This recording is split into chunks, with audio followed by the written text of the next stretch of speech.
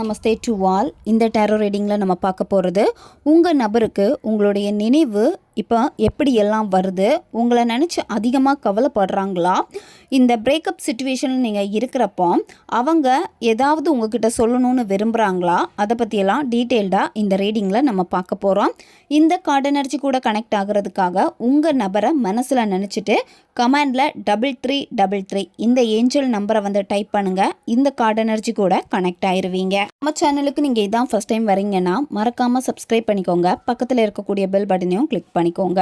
அப்போ தான் நான் போடக்கூடிய வீடியோஸ் எல்லாமே உடனுக்குடன் உங்களுக்கு நோட்டிஃபிகேஷனில் வந்துக்கிட்டே இருக்கும். உங்களுக்கு எங்கிட்ட பர்சனலாக கிளாஸஸ் எடுத்துக்கணும் அல்லது உங்களுக்கு பர்சனல் டேரோ கார்டு ரீடிங் தேவைப்பட்டுச்சுன்னா இன்ஸ்டா அல்லது மெயிலில் வந்து காண்டாக்ட் பண்ணுங்கள்.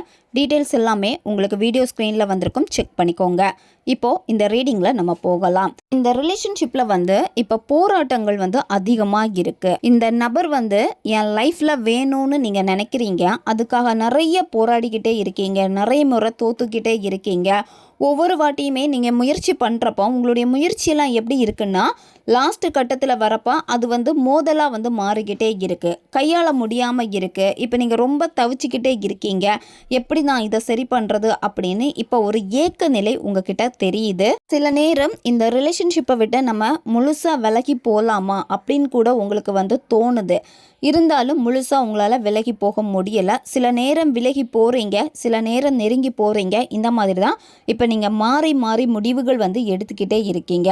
மாறி மாறி முடிவுகள் எடுக்கிறனால உங்களுடைய மன போராட்டங்கள் வந்து இன்னும் அதிகமாகிக்கிட்டே தான் இருக்குது. நீங்கள் இப்போ ஒரு விஷயத்த உங்கள் நபர்கிட்ட அதை நிரூபித்தே ஆகணும் அப்படின்னு நினைக்கிறீங்க. சில நேரம் உங்கள் நபர் உங்களை வந்து தப்பாக புரிஞ்சுக்கலாம், உங்கள் மேலே தப்பே இல்லாத சில விஷயங்களுக்கு உங்கள் மேலே தூக்கி பழிய போட்டிருக்கலாம். இந்த மாதிரி இருக்கிறப்போ அதை எப்படியாவது நிரூபிக்கணும், இது வந்து உண்மை கிடையாது அப்படின்னு நீங்கள் போராடிக்கிட்டு இருக்கீங்க.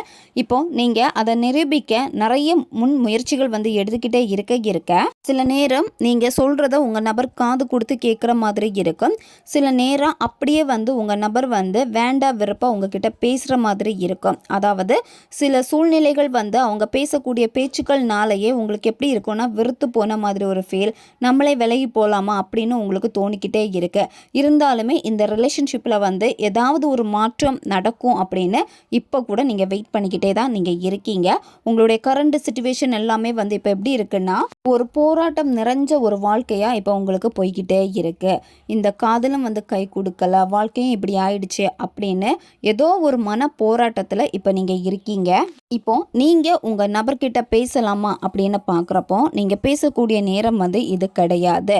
ஏன்னா அது வந்து மோதலாக மாறும். உங்களுடைய சக்தி தான் இங்கே வந்து வேஸ்ட்டாக போகும். ஏன்னா நீங்கள் தான் திரும்ப வந்து ஒரு வலியை அனுபவிக்கிற மாதிரியே வந்து இருக்கும். ஏன்னா உங்கள் நபருடைய சிச்சுவேஷன் வந்து இப்போ வந்து சரி கிடையாது, சரியா? ஏன்னா அவங்க வந்து எதையும் அதிகமாக யோசித்து அவங்களும் பயங்கர டென்ஷனில் வந்து உங்கள் நபர் வந்து இருக்காங்க. இந்த நேரத்தில் வந்து உங்களுடைய ஆசையை போயிட்டு உங்கள் நபர்கிட்ட சொல்கிறது இல்லை எதையாவது வந்து நம்ம பக்கம் சாதிக்கிற மாதிரி ஏதாவது பண்ணலான்னு முயற்சிகள் பண்ணீங்க அப்படின்னா ஒரு சண்டையில் தான் முடியும். அதனால் கொஞ்சம் பொறுமையாக இருங்க. ஏன்னா இப்போ உங்கள் நபருடைய சிச்சுவேஷனும் வந்து சரி கிடையாது. அதனால் நீங்கள் வெற்றி பெறணும், இந்த ரிலேஷன்ஷிப் உங்களுக்கு வேணும் அப்படின்னா கொஞ்சம் பொறுமையாக இருக்கணும். ஏன்னா சிலருக்கு வந்து எப்படின்னா உங்களுக்கு அந்த நபர் மேலே அதிகமான ஆசைகள் இருக்குது. அந்த ஆசை வந்து எப்படி இருக்குன்னா சில நேரம் அகங்காரமாக உங்களுக்கு மாறுது. அகங்காரம்னா யாருக்குமே இந்த நபரை விட்டு கொடுத்துடவே கூடாது அப்படிங்கிற ஒரு ஆசை வந்து உங்களுக்கு அதிகமாக இருக்குது. அதனாலேயே சில நேரம் ஆர்வ கோளாறில் சில மிஸ்டேக் வந்து பண்ணுறீங்க. நன்மையாக இருக்கிற மாதிரி உங்களுக்கு தெரிஞ்சுமே அது சண்டையாக வந்து எதையோ பிரச்சனைகளை வந்து நீங்களே ஏற்படுத்திக்கிட்டே இருக்கீங்க. அதனால் இப்போ அவங்கக்கிட்ட பேசுகிறதுக்கான நேரமான பார்க்குறப்ப கிடையாது, சரியா?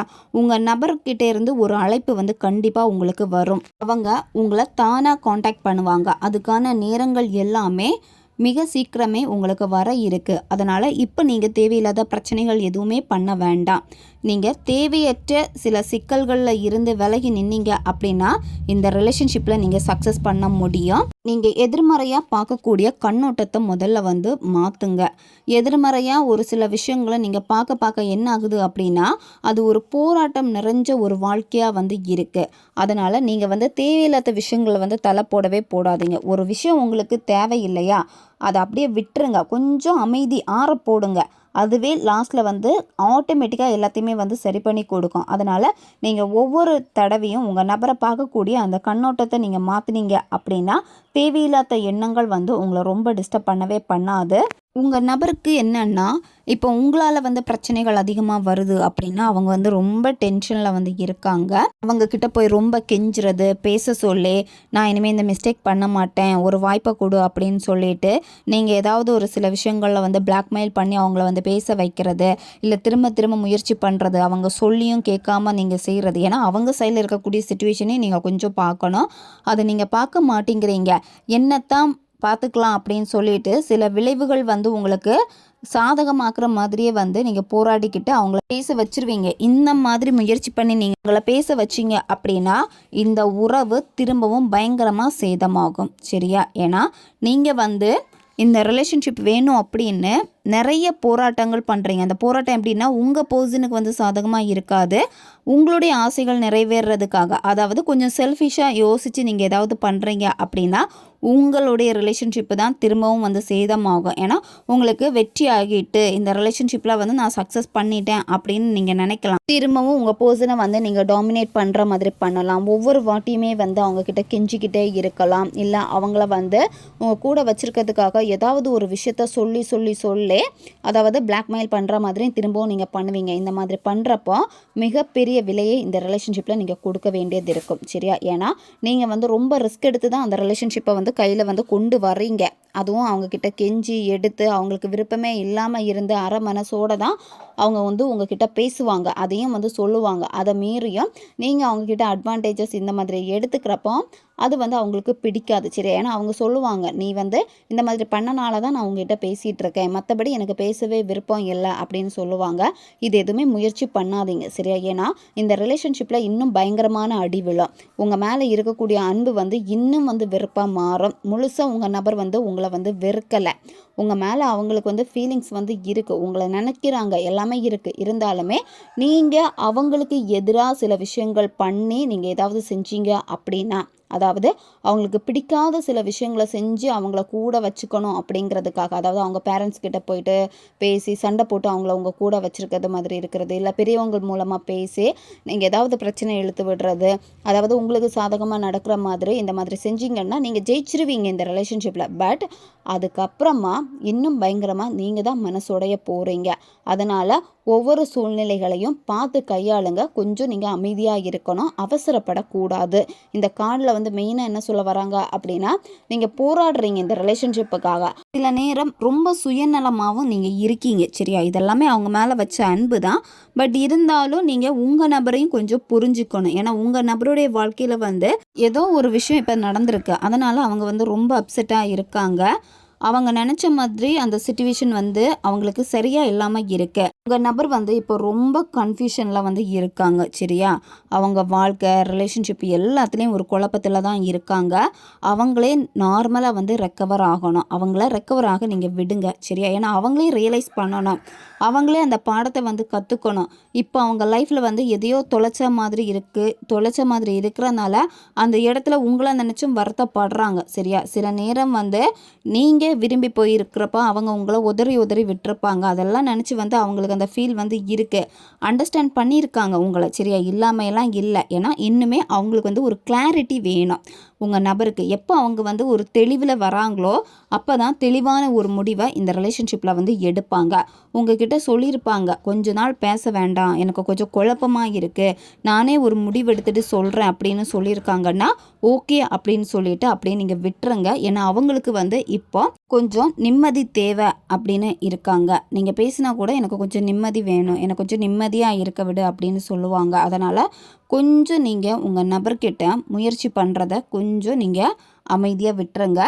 சில நெகட்டிவ் எனர்ஜி எல்லாமே உங்களுக்கும் இருக்குது, உங்கள் நபருக்கும் வந்து இருக்குது. செக் பண்ணுறப்ப உங்களுக்கும் வந்து அதிகமாக தலைவலி வரும், அப்படி இல்லைன்னா பாடி பெயின் இருக்கும், அடிக்கடி ரொம்ப வந்து சோர்வாக இருப்பீங்க, சோகமாக இருப்பீங்க, சடனாக அழுவீங்க, இந்த மாதிரியெல்லாம் இருக்குது. திருஷ்டி இருக்குது, உங்களுக்கும் இருக்குது, உங்கள் நபருக்கும் வந்து இருக்குது திருஷ்டி. அதனால தான் கொஞ்சம் வந்து பார்த்திங்கன்னா ஒரு நெகட்டிவ் எனர்ஜியில் வந்து அப்படியே நீங்கள் இருக்கீங்க. எப்போவுமே உங்கள் மனசு என்ன சொல்லுதோ உங்கள் மனசு சொல்கிறத கேளுங்க. உங்களுடைய மனசுக்கு வந்து நீங்கள் வந்து உண்மையாக வந்து இருங்க. உங்கள் நபருக்கு வந்து நிறைய கவலைகள் வந்து இருக்குது, மன அழுத்தம் இருக்குது, சில விஷயங்களை நினச்சி ரொம்ப பயப்படுறாங்க. அவங்களுடைய இரவுகள் எல்லாமே இப்போ எப்படி இருக்குன்னா தூக்கம் இல்லாமல் போய்கிட்டே இருக்குது. வேலைப்பளு அதிகமாக இருக்கும், ஃபேமிலின்னு இருப்பாங்க, இல்லை ஒரு சில விஷயங்களுக்கு வந்து என்ன முடிவெடுக்கலாம் அப்படின்னு அதிகமாக யோசிக்கிறது, ஒரு சில சிந்தனைகள்லையே அதிகமாக இருக்காங்க உங்கள் நபர் என்ன பிரச்சனை வந்தாலும் அதை சமாளிச்சிருவாங்க. ஆனால் அவங்களுக்குள்ளாடி ஒரு மன போராட்டம் வந்து இருக்குது, சரியா? அவங்களும் எதையோ நினச்சி ரொம்ப கவலைப்பட்டுக்கிட்டே தான் இப்போ வந்து இருக்காங்க. மனசு வந்து ரொம்ப காயப்பட்டிருக்கு உங்கள் நபருக்கு. இப்போ அவங்களுடைய நிலைமையை வந்து நீங்கள் புரிஞ்சுக்கணும். நீங்கள் பார்க்கக்கூடிய கண்ணோட்டத்தை மாற்றுங்க. சில நேரம் வந்து பார்த்தீங்கன்னா எதுவுமே உண்மை கிடையாது. அதாவது நீங்கள் எதையாவது உங்கள் நபரை நினச்சி கற்பனை பண்ணி வச்சுருப்பீங்க. 3ஆம் நபரோ அப்படி இல்லைனா உங்கள் ஃபேமிலி மெம்பர்ஸ் இல்லை உங்கள் நபரை வந்து நீங்கள் தப்பாக புரிஞ்சு வச்சுருப்பீங்க. அங்கே எதுவுமே உண்மை கிடையாது. ஆனால் உங்களுக்கு ஒரு பயம் இருக்குது. அந்த பயம் வந்து என்ன ஆகுதுன்னா கற்பனையாகி அதையும் நீங்கள் பெருசுப்படுத்திக்கிட்டே இருக்கீங்க. நீங்களே உங்களுடைய கவலைக்கு வந்து நீங்கள் தான் காரணமாக இருக்கீங்க. எப்போவுமே உங்கள் மனசில் நீங்கள் இந்த வார்த்தையை சொல்லணும். இந்த பயம் எல்லாம் வந்து பார்த்திங்கன்னா உங்களுடைய எண்ணங்கள்னால வந்து ஏற்பட்டது தான். நீங்கள் எதையோ நினச்சி பயந்துக்கிட்டே இருக்கீங்கல்ல, அந்த பயம் எல்லாம் வந்து ட்ரூவே வந்து கிடையாது. அதனால் நீங்கள் பயத்தில் இருக்காமல் வெளிச்சத்துக்கு முதல்ல நீங்கள் வாங்க. உங்களுடைய பயத்தினால சில நேரம் உங்கள் மனசு வந்து ஒரு தாழ்வு மனப்பான்மை வந்து ஏற்படுத்துது. அதாவது இந்த காதலுக்கு நான் வந்து தகுதியானவளா அப்படின்னு நீங்கள் தோணும் உங்களுக்கு. சில நேரம் வந்து நான் நல்லாவே இல்லையே, என்கிட்ட எதுவுமே இல்லையே அப்படின்னு உங்களை நீங்களே குறை சொல்கிறது. மோசமான கனவுகள் எல்லாமே இப்போ உங்களுக்கு கொஞ்சம் வந்துக்கிட்டே இருக்குது. மோசமான கனவுகள் வந்து உங்களுக்கு ஒரு பயத்தை கொடுக்குது. நைட்டில் வந்து உங்களுக்கு சரியான தூக்கம் இருக்காது. நல்லா தூங்கிட்டு இருப்பீங்க, சடனாக முழிச்சிட்டு அதுக்கப்புறம் உங்களுக்கு தூக்கம் இருக்காது. ஏதாவது பயமுறுத்துகிற மாதிரியான கனவுகள் வந்துச்சுன்னா அந்த கனவையே நினச்சி இருக்கிறது. இந்த மாதிரியான ஒரு சிக்கலான சூழ்நிலையே உங்களுக்கு இப்போ தெரியுது. ஏன்னா நீங்கள் தான் அந்த சிக்கலில் வந்து இருக்கீங்க. இதில் இருந்து உங்களால் விடுபட முடியும். ஏன்னா இந்த சூழ்நிலை வந்து இப்போ உங்களுக்கு நல்லா இல்லை அப்படின்னு உங்களுக்கு தெரியுது. இதெல்லாமே எதனால் வந்திருக்குன்னா பயத்தினால வந்திருக்கு, தேவையற்ற பயம். இப்போ நீங்கள் என்ன பண்ணணும்னா உங்களுக்கு யார் ஆதரவாக இருக்காங்களோ அவங்கக்கிட்ட அதிகமாக பேசுங்க. பாசிட்டிவான பீப்புள்கிட்ட நீங்கள் பேசுங்க. உங்களை சுற்றி இருக்கக்கூடிய சுற்றுச்சூழலை வந்து நீங்கள் கவனிங்க. அதாவது உங்களை சுற்றி இருக்கக்கூடிய சூழ்நிலைகளே வந்து பார்த்தீங்கன்னா உங்களை வந்து பயமுறுத்துகிற மாதிரி, தேவையில்லாமல் எதையோ யோசிக்கிற மாதிரி இருக்கும். சில நெகட்டிவான பீப்புள் வந்து இன்னும் உங்களை பயமுறுத்துகிற மாதிரி இருக்கும். அதனால் நீங்கள் சுற்றி இருக்கக்கூடியவங்களையும் வந்து நோட் பண்ணுங்கள். நெகட்டிவ் பீப்புள் கிட்ட இருந்து கொஞ்சம் நீங்கள் விலகி நில்லுங்க. உங்கள் ரிலேஷன்ஷிப்பில் வந்து இதெல்லாம் இப்போ நடந்திருக்கு அப்படின்னா இதெல்லாமே ஒரு முடிவுக்கு வந்து வரப்போகுது, சரியா? சிலருக்கு வந்து இந்த சிச்சுவேஷன் இப்போ பார்த்த சிச்சுவேஷன் எல்லாமே முடிஞ்சிருக்கும். ஒரு சிலருக்கு இப்போ நடந்துகிட்ருக்கோம். எப்போ இந்த சிச்சுவேஷன் எல்லாமே முடிவுக்கு வருதோ அதுக்கப்புறமா இந்த காதலில் ஒரு புதிய அத்தியாயம் வந்து இருக்குது, சரியா? அதாவது நியூ பிகினிங் வந்து இருக்குது. நீங்கள் நேர்மையான கண்ணோட்டத்தில் நீங்கள் பார்த்தீங்க அப்படின்னா எல்லாமே நல்லபடியாக மாறும். உங்களுடைய கடந்த காலத்தில் நீங்கள் செய்த சில தவறுகளில் இருந்து நீங்கள் மாறணும், உங்களை நீங்கள் மன்னிக்கணும். இந்த ரிலேஷன்ஷிப்பில் வந்து உங்களுக்கு ஒரு தெளிவு கிடைக்க போகுது. உங்கள் நபரே இந்த ரிலேஷன்ஷிப்பில் வந்து ஒரு புதிய தொடக்கம் வேணும் அப்படின்னு வந்து விரும்புவாங்க, சரியா? இந்த சிச்சுவேஷன் எல்லாம் நடந்து முடிஞ்சதுக்கு அப்புறமா நீங்கள் தெளிவாயிட்டீங்க அப்படின்னா உங்கள் நபருக்கும் கொஞ்சம் ஸ்பேஸ் வந்து நீங்கள் கொடுத்தீங்கன்னா உங்கள் நபரே விரும்புவாங்க இந்த காதல் வந்து திரும்ப வேணும் அப்படின்னு. ஏன்னா கை விட்டதை நினச்சி அவங்களும் வருத்தப்படுறப்போ சூழ்நிலைகள் கொஞ்சம் சாதகமாக உங்களுக்கு மாறுறப்போ அவங்களுக்கும் மாறுறப்போ வந்து இந்த காதல் வந்து திரும்ப வேணும்னு அவங்க வருவாங்க.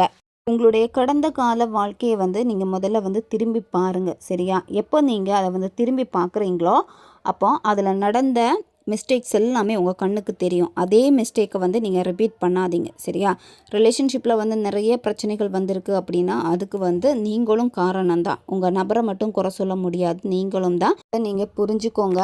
பிரபஞ்சம் இருட்டாக இருக்கக்கூடிய இந்த வாழ்க்கையை ஒரு வெளிச்சமான பாதைக்கு வந்து கொண்டு போவாங்க, சரியா? இப்போ எல்லாமே முடிஞ்சு போச்சு, என் வாழ்க்கையே இருண்டாயிடுச்சு அப்படின்னு கவலைப்பட வேண்டாம் நீங்கள், சரியா? உங்களுக்கான ஒரு வெளிச்சம் வந்து அவங்க வச்சுருக்காங்க. சரியான நேரத்தில் அந்த வெளிச்சத்தை உங்களுக்கு பிரபஞ்சம் கொடுப்பாங்க. தேவையில்லாத நெகட்டிவ் தாட் வந்து மாறும். முதல்ல வந்து நீங்களும் முயற்சி பண்ணணும். ஏன்னா உங்களுடைய எண்ணங்கள்னால தான் வந்து பார்த்திங்கன்னா ஃபஸ்ட்டு பார்த்த மாதிரியே வந்து பயங்கள் வந்து ஏற்பட்டிருக்கு. அதை முதல்ல நீங்கள் விட்டுருங்க. இந்த ரீடிங்குடைய அவுட்கம் நம்ம பார்க்குறப்ப ஒரு சக்தி வாய்ந்த புதிய தொடக்கம் இந்த காதலில் இருக்குது. மன தெளிவு வந்து கிடைக்க போகுது. நிறைய முன்னேற்றங்கள் வந்து உங்கள் லைஃப்பில் வந்து இருக்க போகுது. உங்களுக்கும் சரி உங்கள் நபருக்கும் சரி. உங்கள் நபரை வந்து நீங்கள் ஃப்ரீயாக விட்டீங்கன்னா அவங்களே வந்து தெளிவாயிருவாங்க. உங்கள் நபரே வந்து சில சூழ்நிலைகளில் இருக்கக்கூடிய உண்மையை மட்டும் வந்து தெளிவாக பார்ப்பாங்க. அப்படி தெளிவாக பார்க்குறப்ப அந்த தடைகள் எல்லாமே உடையும். இப்போ ஒரு கடினமான சுச்சுவேஷன் போய்கிட்டே இருக்குது அப்படின்னா உங்களுக்கும் சரி உங்கள் நபருக்கும் சரி அதுலேருந்து நிச்சயமாக நீங்கள் வெளியே வருவீங்க. ரொம்ப நாளாக ஒரு விஷயத்துக்கு வந்து உண்மையை தேடிக்கிட்டே இருக்கீங்க அப்படின்னா அந்த விஷயத்துடைய உண்மைகள் வந்து நீங்கள் தெரிஞ்சுப்பீங்க. இப்போ உங்களுடைய தனிப்பட்ட வாழ்க்கையில் தனிப்பட்ட வளர்ச்சிக்கு ஏதாவது ஒரு விஷயத்த நீங்கள் செய்யணும்னு நினைக்கிறீங்க, அதை தள்ளி தள்ளி போட்டுக்கிட்டே இருக்கீங்க அப்படின்னா முதல்ல அந்த விஷயத்த வந்து நீங்கள் செய்யுங்க. தயங்காமல் நீங்கள் செய்யுங்க. எதில் ஏமாந்துட்டு இருக்கீங்க அப்படிங்கிறத கூட நீங்கள் கண்டுபிடிச்சிருவீங்க. சரியா? உங்களுக்கு இந்த ரிலேஷன்ஷிப்பில் நிறைய புதிய புதிய யோசனைகள் வரும். உங்கள் மனசே நீங்கள் என்ன விஷயத்த யோசிக்கிறீங்க, என்ன விஷயம் சரி எது தவறு அப்படிங்கிறத வந்து உங்களுக்கு உணர்த்தும். அப்போது உங்களுடைய நெகட்டிவ் எண்ணங்களை வந்து நீங்களே வந்து கண்ட்ரோல் பண்ணிடுவீங்க. நீங்கள் பேசக்கூடிய பேச்சுக்களாக இருக்கட்டும், நினைக்கக்கூடிய எண்ணங்களாக இருக்கட்டும், அதை வந்து பாசிட்டிவாக நினச்சிக்கோங்க. எல்லாமே உங்களுக்கு வந்து சக்ஸஸாக மாறும். எண்ணங்கள் தான் எல்லாமே. மைண்டு வந்து தெளிவாகணும். மைண்டு தெளிவாகிடுச்சு அப்படின்னா உங்களுடைய எண்ணங்கள் வந்து நேர்மறையாக ஆரம்பிக்கும். ஓவராக திங்க் பண்ண மாட்டீங்க. உங்கள் நபர் அமைதியாக இருக்காங்க, எதுவுமே பேச மாட்டேங்கிறாங்க அப்படின்னா அதை நினச்சி நீங்கள் வருத்தப்படவே வேண்டாம். ஏன்னா அவங்களுக்குள்ளாடியே இந்த ரிலேஷன்ஷிப்பை பற்றி ஒரு திங்கிங் வந்து ஓடிக்கிட்டே தான் இருக்குது. அவங்களே தெளிவாயிருவாங்க. உங்கள் நபரே நேச்சுரலாகவே எல்லாமே வந்து நார்மல் ஆகும். இப்போதைக்கு கொஞ்சம் நீங்கள் பொறுமையாக இருங்க. ஏன்னா சிச்சுவேஷன் வந்து சில நேரம் உங்களுக்கு சாதகம் இல்லாமல் இருக்கிறதுனால நீங்கள் முதல்ல தெளிவாகணும். கூடிய சீக்கிரத்திலேயே உங்களுக்கு தெளிவு கிடைக்கும். எண்ணங்கள் எல்லாமே வந்து சரி ஆகிறப்போ உங்கள் நபரும் வந்து தெளிவாயிருவாங்க. ஓகே கைஸ், இதுதான் இந்த ரீடிங். இது வந்து ஜென்ரல் ரீடிங் தான். பொருந்தக்கூடிய விஷயங்களை மட்டும் எடுத்துக்கோங்க, மற்றதை விட்டுருங்க. உங்களுக்கு பர்சனல் டாரோ கார்ட் ரீடிங் தேவைப்பட்டுச்சுன்னா இன்ஸ்டா அல்லது மெயிலில் வந்து காண்டாக்ட் பண்ணுங்கள். அடுத்த ஒரு வீடியோ பதிவில் சந்திக்கலாம். நன்றி.